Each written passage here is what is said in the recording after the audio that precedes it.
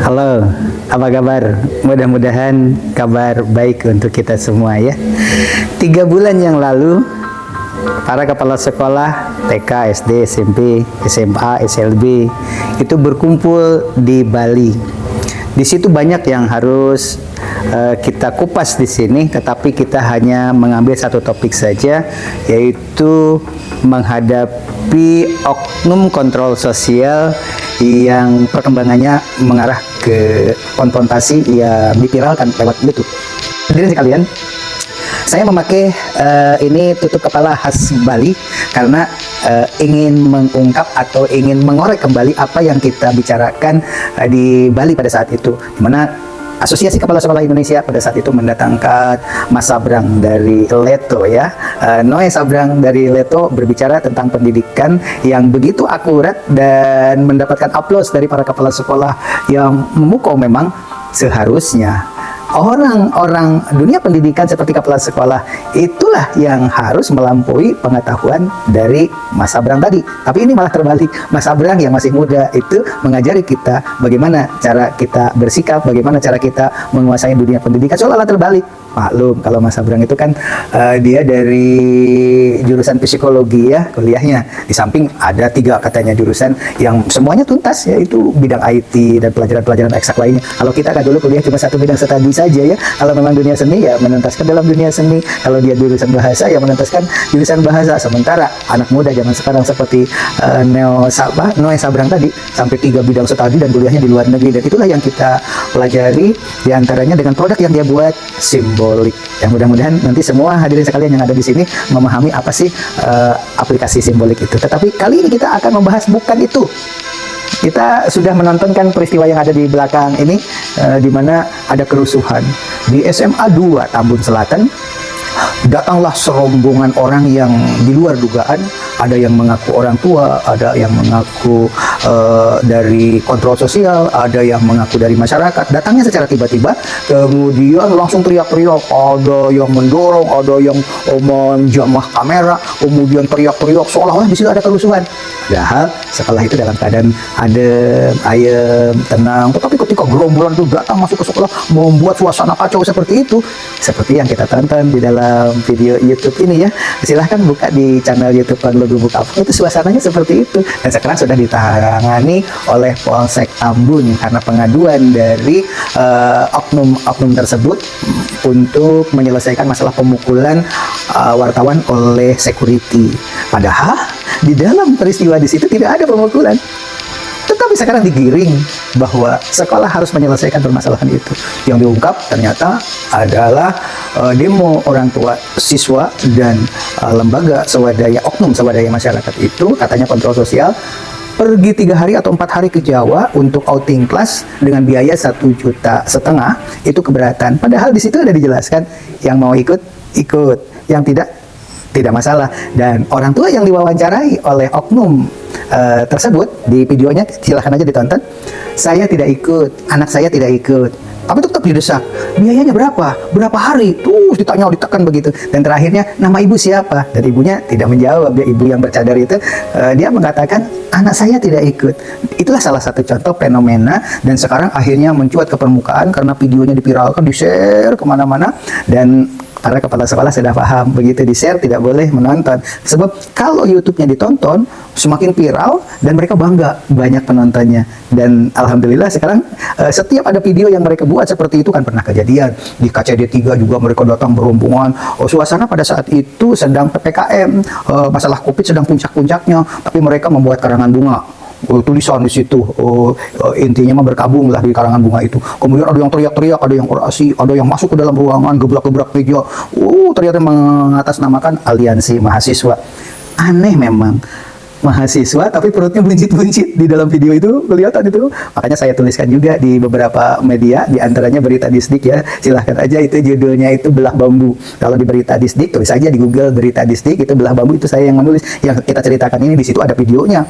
Hadirin sekalian, Sementara di sekolah ini hal-hal seperti itu tidak ada bidang kajian, harusnya ada humas ya yang mengkaji tentang itu, dirakerkan oleh humas-humas seluruh sekolah di Indonesia harusnya, karena ini pola ini sekarang kan sudah menyebar kemana-mana untuk menjatuhkan wibawa sekolah, untuk menjatuhkan KCD, untuk menjatuhkan kepala dinas, untuk menjatuhkan apa itu dengan cara melalui media sosial. Salah satu contoh diantaranya di SMA 3 Bekasi Kota itu viral gara-garanya apa?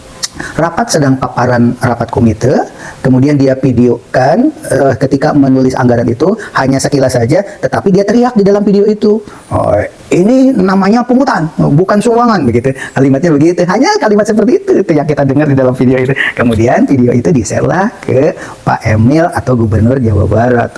Respon luar biasa, langsung itu viral ya, di bawah itu, di bawah yang namanya juga media sosial Pak Ridwan Kamil itu kan memang dipantau orang kan. Nah, apalagi ini langsung mengaku orang tua memviralkan videonya sedang menayangkan angka-angka begitu kan. Nah, langsung dia berkomentar seperti kalimat tadi. Akhirnya seluruh Jawa Barat heboh ya menceritakan itu, dan akhirnya Pergub tentang rapat komite juga diulur, ditangguhkan, keluarlah surat Pergub perbaikan dan seterusnya. Inilah salah satu contoh peristiwa-peristiwa yang sekarang sedang berjalan, diantaranya melalui media sosial. Mereka datang ke sekolah ngamuk-ngamuk, padahal sekolah sedang ada ayam beritanya pemukulan wartawan. Tidak ada pemukulan, tetapi diadukan ke kepolisian. Nah, di Polsek setelah diwawancara, nanti ditonton di videonya ya di channel Wagelo Gubuk Apung ini. Apa jawab Polsek di situ? Yang satu Pak polisinya yang mempergunakan kacamata hitam, kemudian ada beberapa polisi di situ diwawancara, apa jawabnya? Ya udah nanti divisum dulu apakah betul ada penganiayaan. Kan kalau memang dipukul mesti kan ada memar-memar gitu kan. Nah, tapi hadirin sekalian, tentu oknum juga tidak sebodoh itu. Salah satu contoh, anak SMA saja di Bekasi yang sekarang ini sedang menduduki peringkat yang luar biasa di dalam sebuah kasus ini, karena diviralkan juga oleh KCD, menceritakan bahwa anak yang tidak betah di sekolah berupaya untuk keluar dari sekolah tersebut, tetapi orang tuanya, ibu dan bapaknya mendambakan sekali anaknya itu menuntaskan dunia pendidikannya di sekolah yang se-elit itu, karena kita tahu lah sekolah itu memang sudah menelurkan, sudah membuktikan karya-karyanya, baik di dunia nasional, internasional. Prestasinya memang luar biasa itu sekolah. Makanya bangga lah orang tua yang anaknya masuk di sekolah tersebut. Tapi apa yang terjadi? Karena orang tuanya pejabat, ibu dan bapaknya adalah pejabat, dia tidak bisa terlalu dekat dengan anak. Akhirnya anaknya itu mempergunakan strategi yang jitu seperti oknum LSM tadi.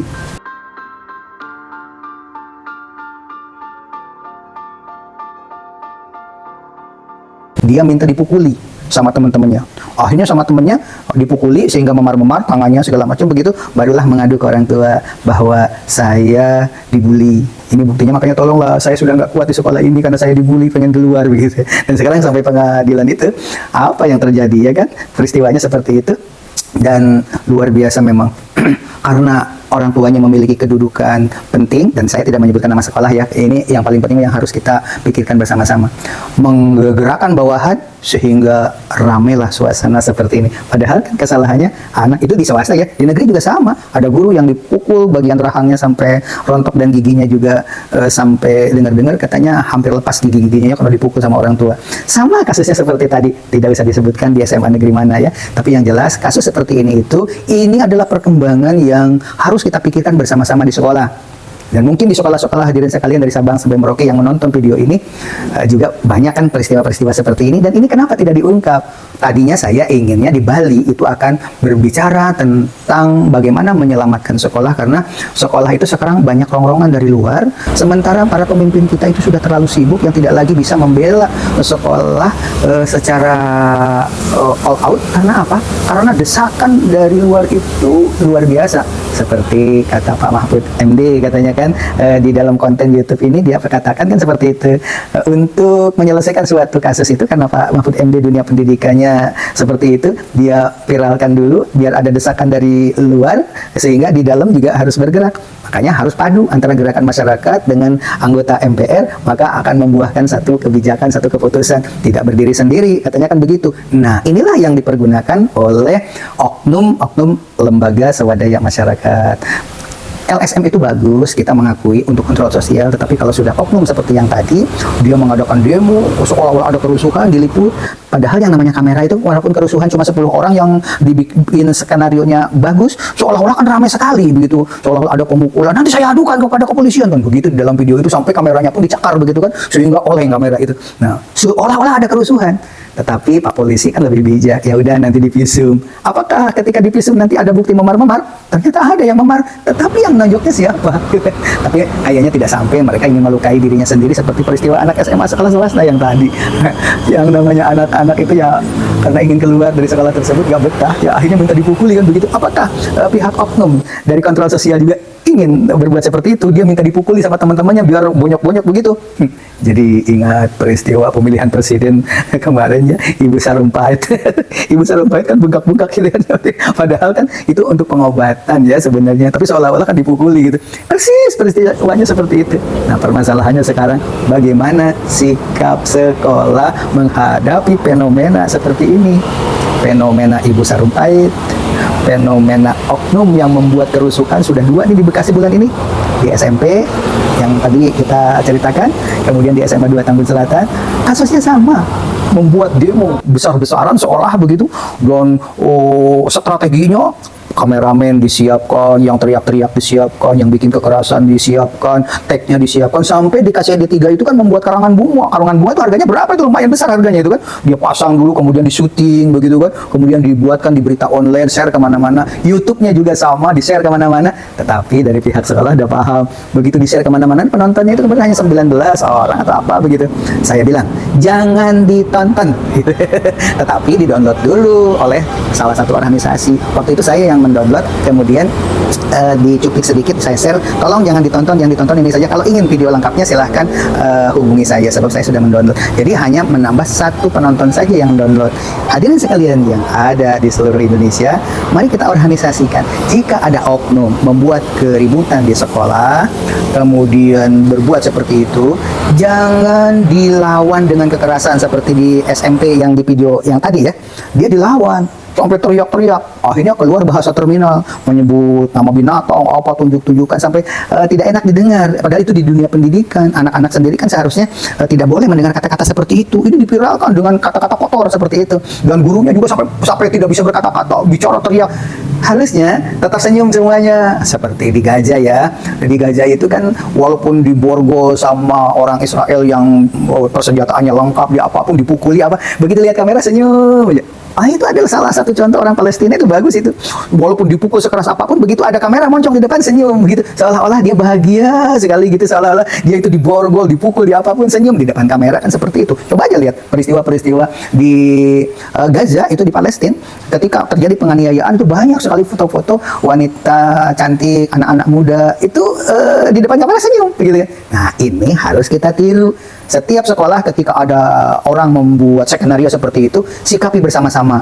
Dalam raker besok, satpam, OB, guru, siswa, semuanya dibuat kesepakatan. Kalau ada peristiwa seperti itu, senyum, dengarkan. Mereka teriak-teriak, jangan dilawan teriak lagi, diam aja, senyum gitu. Dan harus dihadapi, jangan menghindar. Mereka kalau datang ngamuk-ngamuk seperti itu, terus sekolah kosong, jadi pemberitaannya juga jadi negatif, dianggapnya kita tidak kooperatif. Informasi publik itu, keterbukaan informasi publik dan sebagainya, hadapi, dengarkan, senyum, ada air minum, ya minum, silahkan minum dulu apa. Mereka teriak-teriak, biasanya gebrak meja, senyum aja. Tapi kita juga harus punya kamera, makanya setiap sekolah hendaknya mempergunakan handphone milik sekolah yang sudah disiapkan, selalu ada standby ya. Kalau ada peristiwa apapun di video, jadi kalau dia itu nge-share video, kita share lagi, ini adalah peristiwa yang sesungguhnya. Tampaknya setiap sekolah tidak pernah berpikir ke arah ini. Pihak sekolah itu kalau ada apa-apa itu nerimo aja ya.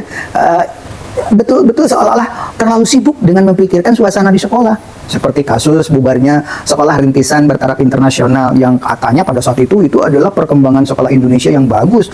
Sudah ditakuti sama Singapura, sama Australia, karena orang-orang kaya Indonesia kan sekolah di sana. Begitu ada RSBI kan mereka surut itu orang-orang kayanya sekolah di Indonesia, karena di Indonesia itu tenaga-tenaga asing yang profesionalnya diundang, ada partnership kan di situ. Nah, akhirnya tumbang karena apa? Pemberitaannya tidak diimbangi. Ketika ada peristiwa atau berita-berita miring tentang pelanggaran hak asasi manusia, katanya tentang iuran sekolah terlalu tinggi untuk RSBI, tidak semua orang bisa masuk di situ. Padahal itu kan bohong, orang 20% itu jatahnya untuk orang yang tidak mampu di sekolah tersebut, ya kan, yang dibebaskan itu 20% itu. Tapi karena tidak ada pemberitaan yang membackup, resikonya akhirnya di pengadilan bubar, ketok palu. Dan sekarang orang-orang kaya Indonesia berderet-deret sekarang pilih ke Singapura, termasuk keluarga presiden kita kan sekolahnya di luar negeri kan. Itu salah satu contoh.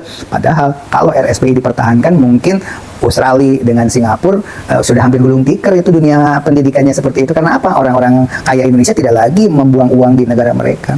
Nah, hadirin sekalian, kita batasi saja ya, terlalu luas pembicaraannya. Untuk masalah oknum-oknum yang membuat kerusuhan di sekolah, selesaikan bersama-sama. Harusnya ini dibahas di dalam Asosiasi Kepala Sekolah Indonesia ya, secara nasional harusnya. Sekarang kan di Indonesia itu tampaknya organisasi keguruan atau pendidikan itu seperti tiarap.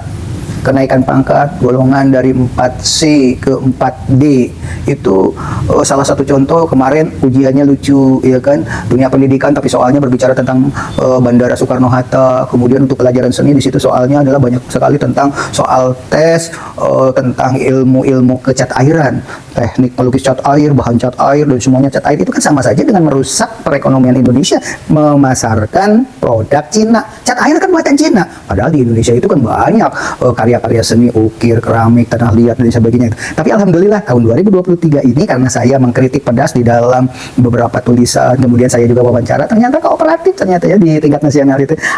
Pembicaraan saya itu ditanggapi, dan kemarin ada UKKJ itu tidak ada lagi soal seperti itu. Soalnya juga hanya berapa ya, 78 soal kalau nggak salah, dan tidak ada presentasi karya ilmiah karena kan sudah ada DIPAK. Dan ternyata usulan kita juga kalau kooperatif seperti itu enak ya. Nah, salah satu contoh di dunia pendidikan di Indonesia untuk kenaikan pangkat, kita ngobrol ditanggapi begitu kan.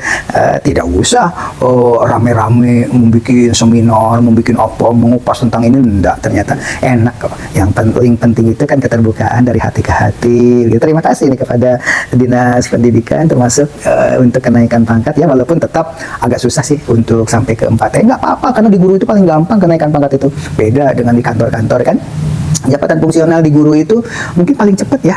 Terima kasih sekali kemudahan. Tetapi setelah 4C itu baru di situ luar biasa beratnya. Walaupun sudah lulus UKKJ juga belum tentu naik, karena tidak ada jatah di pemerintah daerah, kan menunggu. Setelah lulus ujian juga, kalau tidak ada peluang untuk mengisi jabatan atau golongan tersebut ya, ada yang ujian 2 kali, 3 kali, tetap aja tidak ada jatah lagi, tidak ada jatah lagi.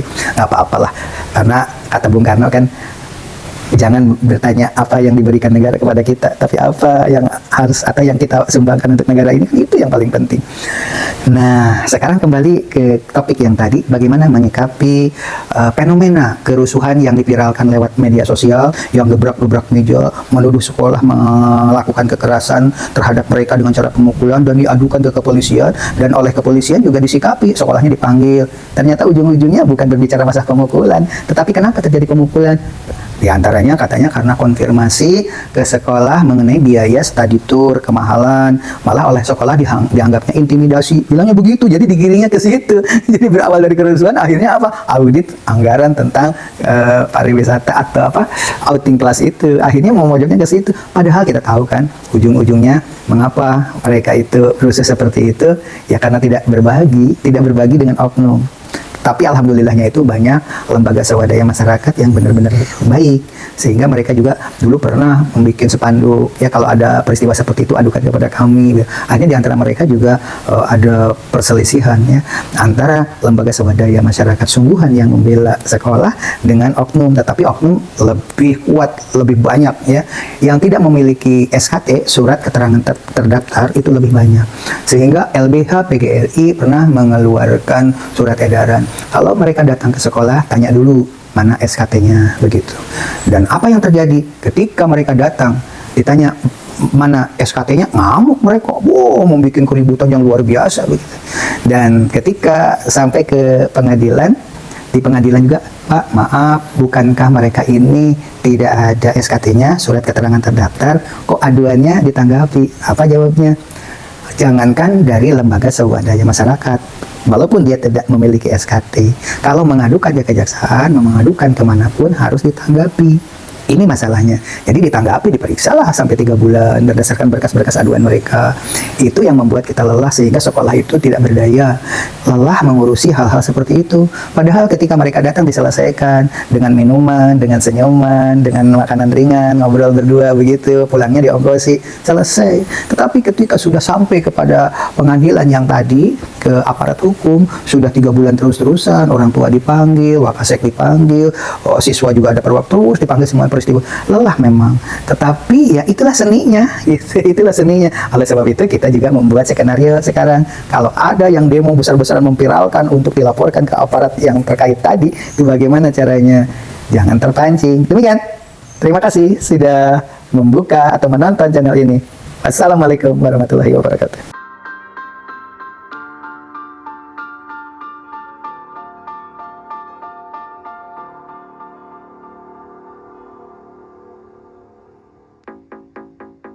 Hidup damai aitu. Nikmat untuk beribadah. Mari kita pelihara damainya negeri ini. Saya Papin Pemimpan berkuasa. Harus taat pada konstitusi yang ada. Rakyat harus mendekannya.